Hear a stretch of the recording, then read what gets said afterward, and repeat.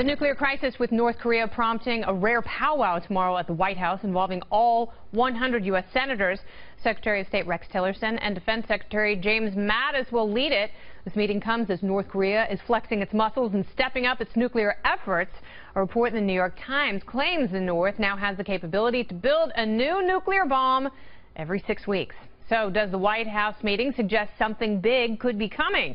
Joining me now is former Texas Congressman Ron Paul and former CIA officer and president of Diligence LLC, Mike Baker. Welcome, gentlemen. Thank you. There I am, right in the middle. Thank you. Right where I love to be.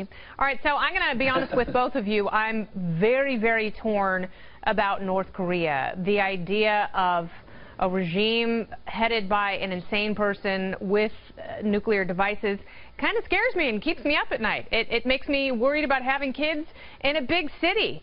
And, you know, Dr. Paul, I usually agree with you that, you know, we don't want to get into another needless war. But what should we do about North Korea, Dr. Paul? Well, I'd first sit back and think about it and wait a minute. And if they ever get their street lights on, I think you should consider they might be a threat. But they can't get their street lights on yet. So I think this building up of an enemy is something we've been doing for 30, 40 years. We always have to have one. And we certainly had a lot of things to worry about against Saddam Hussein. It all turned out to be lies. Yeah. So I would say that the first thing, why provoke them? Why go over there and poke them in the eye, you know, looking for trouble? And there was a hint that China suggested that if they relieved a little bit of sanctions, or they would help us out with, China would help us out with Korea, if all we did was quit the military exercise. Why do you have to have military exercise? Are we so insecure that we have to put a naval flight, you know, flotilla over there and say, don't move or we're going to blast you to kingdom come? That's to me just warmongering and unnecessary. And yes, we should be concerned.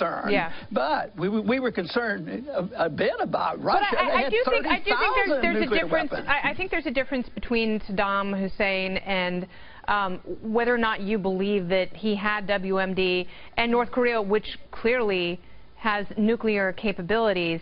And so I turn to you, Mike Baker, because Dr. Paul makes a good point in that, yes, I think this is different. Yes, I think this is unprecedented. Yes, I think they're incredibly dangerous.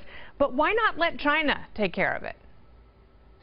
Well, because they haven't for a very long time, and they haven't for their own reasons. Like, they're acting in their own best interests from their perspective. Now, part of the problem is, and I agree with Dr. Paul, I mean, in the sense that, you know, okay, yeah, nobody wants to get involved, and nobody wants a military incident on the peninsula. There's no doubt about that. But we're here now. We're at this point in time where North Korea has gotten almost to the finish line in what they've been working on for quite some time, which is an infrastructure that combines nuclear weapons capabilities with their ballistic missile program. And that's not just a threat to the regional allies there, who are, it's not just us as a concern, mind you. We've got allies in the region that are extremely concerned about what this means in terms of instability there and their own existence. But if we just kick the can down the road, as the previous administration, the one before that and the one before that, going for quite a ways down the road, if we just continue to say, I just don't want to deal with it, fine. But we will get to that point where North Korea then does have the ability, because that's what they want, to be able to reach not just our regional allies, but the U.S. And if we're willing to live with that, then fine. We can just close our eyes and kick the can down the road. All right, so at what point do we act on that? And so, Dr. Paul, I want to ask you, I mean, do we wait until North Korea launches a nuke at us? At what point do we respond? We waited a long time with the Soviets. I was in the military in the 60s. We waited and waited, and finally they self-destructed. And same way with Korea. They're going to self-destruct. Nobody has absolute proof about what kind of a bomb they have. We do have pretty good evidence that their missiles very, very rarely, if ever, work.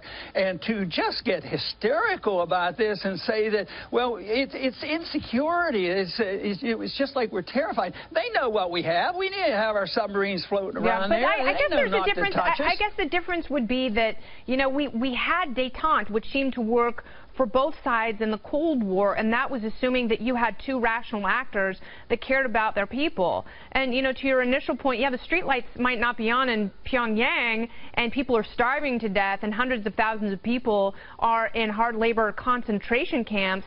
So I think all the money that they do have, the economy that's been propped up by China, has been going into their defense program. I'm not saying we should bomb them. I agree with you. I don't even think that we should be in the region. But I also don't want to see my family obliterated on the west coast of the United States. Because well, then we should change our foreign policy. One thing is if you stir up enough trouble over there, which we may be on the verge of doing because you don't know what our president's going to do tomorrow or the next day, I'll tell you what, on conventional weapons, they can do a lot of damage. And the other thing is you have no evidence that North Korea has invaded neighboring countries. They've been minding their own business, destroying their own economy, and they're out of, they're out of it completely. But believe me, they're not on the verge of committing total suicide. They like to throw their weight around. They do. They like to flap their gums. But at what point do you take this threat seriously? Mike Baker, last word. If I could jump in here. We're always playing to our base. No, I understand, Dr. Paul. I just want to give Mike the last word because we're running out of time. Excuse me. First of all, comparing this to the Cold War it's apples and oranges, right? You're not comparing. That's right. The Cold War was a lot worse. Situation. Right.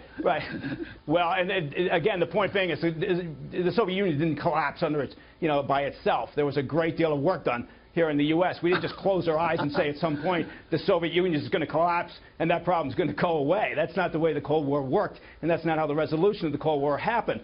So with North Korea, I guess my point would be here, that's fine. If we just want to say we're isolationists in that part of the world and we don't mind at some point that Kim Jong-un and an unstable regime develops, and they're close, develops this capability, then fine, let's step away. But I think what's going to actually find a resolution to this is if China finally believes that we're serious about a solution here. And the current administration, this is not the result of the Trump administration, but the Trump administration, I will give them credit for speaking an uncomfortable truth. All right, well, unfortunately, gentlemen, we have to continue this discussion at some point. You are both incredibly smart. You are passionate, rational men. And I know what I want for my birthday. It's to play drunk history with these two. Thank you both so much. Kennedy, it's liberty we want. Go ahead, Dr. Paul. What was that? Last word, last word. I say it's liberty we want. We don't want confrontation. We are not the isolationists. It's these people who use sanctions day in and day out on all these countries, stealing their wealth. And look at the sanctions on Iraq and Iran. All it never did any good at Cuba.